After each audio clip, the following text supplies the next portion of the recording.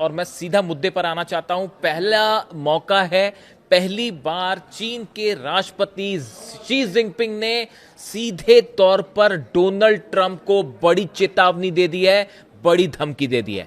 चीन की तरफ से यह कहा गया है कि फौरन हॉर्मूज में जो ब्लॉकेड कर रखा है अमेरिका ने, उसे खाली किया जाए। देखिए, जो खबरें हैं उसके मुताबिक चीन के राष्ट्रपति शी जिनपिंग की बात होती है मोहम्मद बिन सलमान से।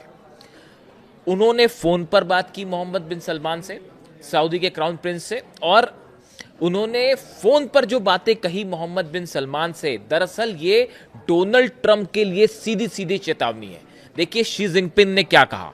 उन्होंने ये कहा कि हॉर्मूज को फौरन खोलना जाना चाहिए। जो ब्लॉकेड कर रखा है अमेरिका ने, उसे फौरन खोला जाना चाहिए। बात नंबर एक। बात नंबर दो, हॉर्मूज में जिस तरह से पहले जहाज निकल रहे थे, उसी तरह से जहाज आने जाने शुरू होनी चाहिए।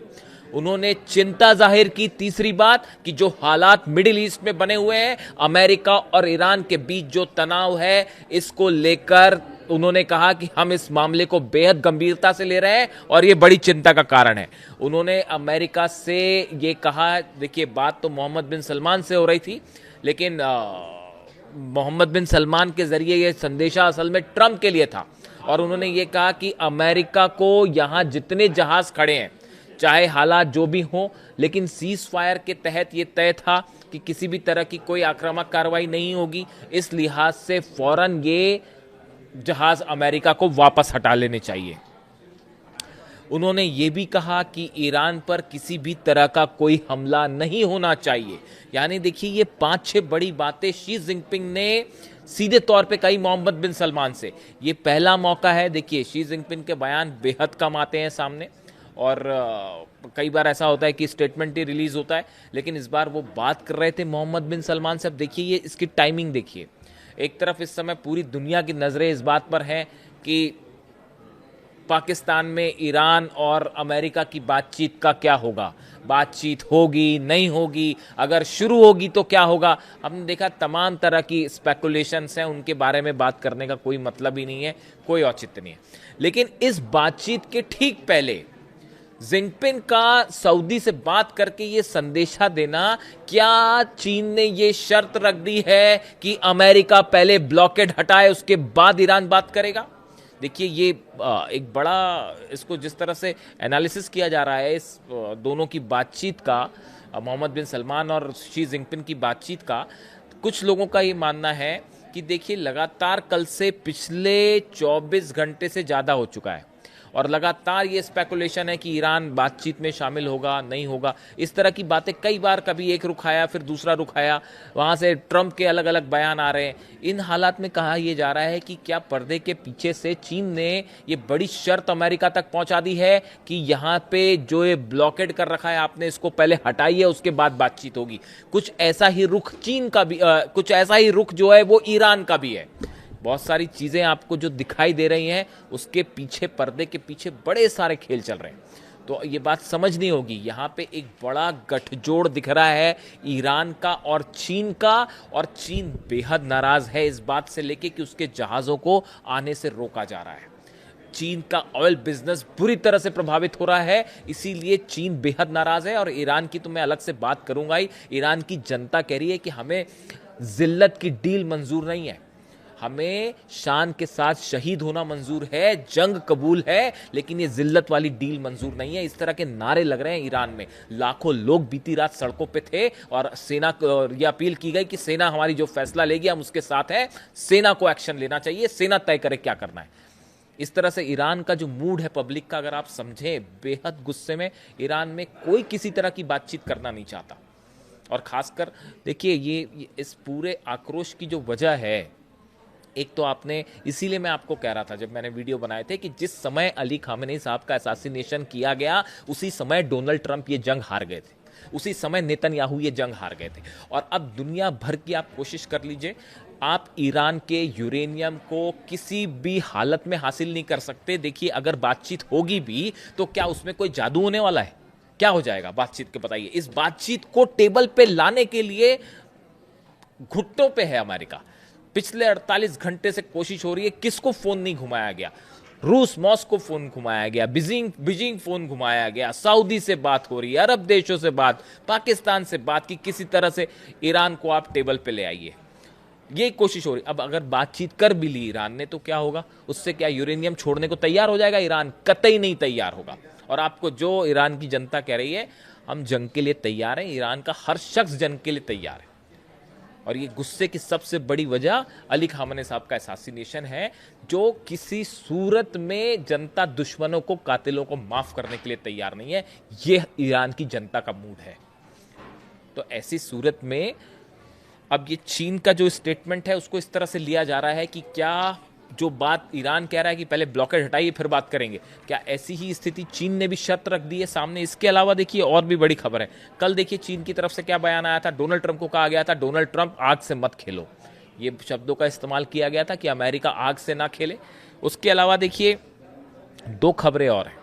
चीन ने अपना एयरक्राफ्ट कैरियर जो कि लियाओनिंग जिसका नाम है, इसको ताइवान स्ट्रेट्स में जो है उतार दिया है। ये पहला मौका है बड़े समय बाद जब इन हालात के बीच में चीन ने अपना एयरक्राफ्ट कैरियर उतार दिया है। हालांकि देखिए इसका जो रिलेवेंस वहां पर है कि अमेरिका, जापान और फिलीपींस की जो एक मिलिट्री ड्रिल हो रही है, इससे खासा नाराज है चाइना।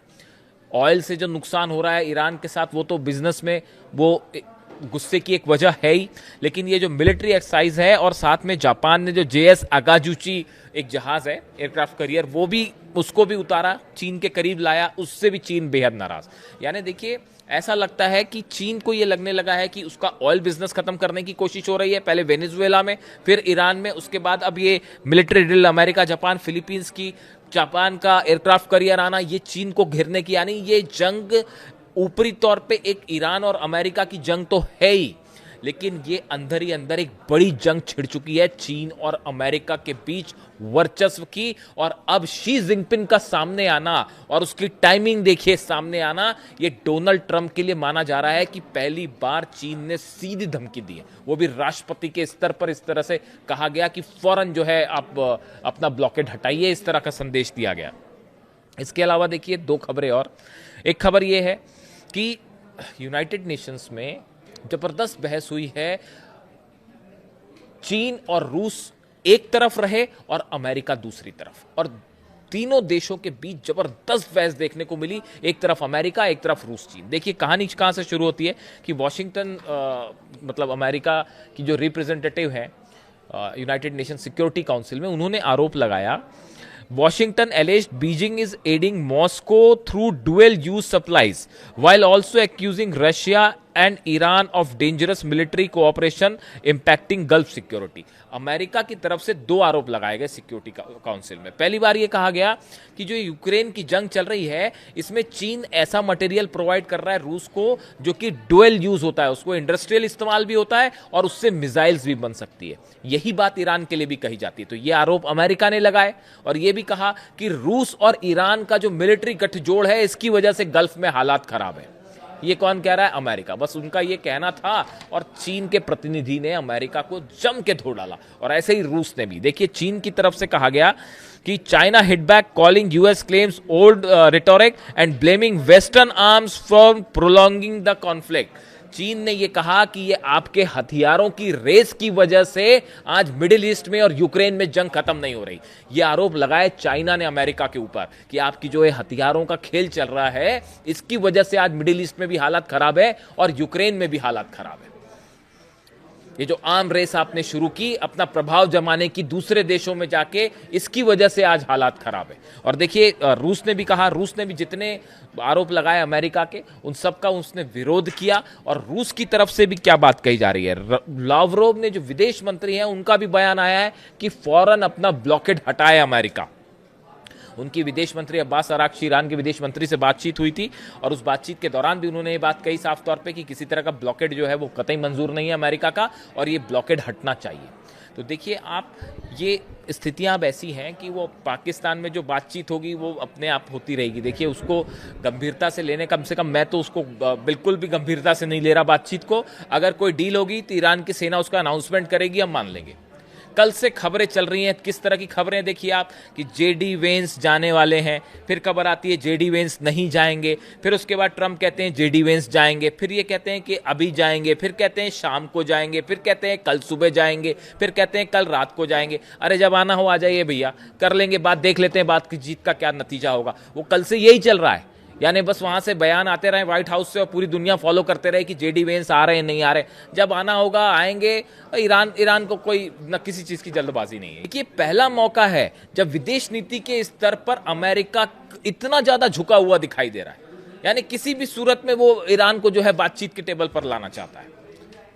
और रूस और चीन दोनों का ये बयान कि पहले ब्लॉकेड हटाइए, ये इस बातचीत के पहले, बल्कि तीनों का, ईरान भी यही कह रहा है, रूस भी यही कह रहा है, चीन भी कह रहा है, चीन के राष्ट्रपति का सीधा डोनाल्ड ट्रंप को यह कहना कि ब्लॉकेड हटाइए।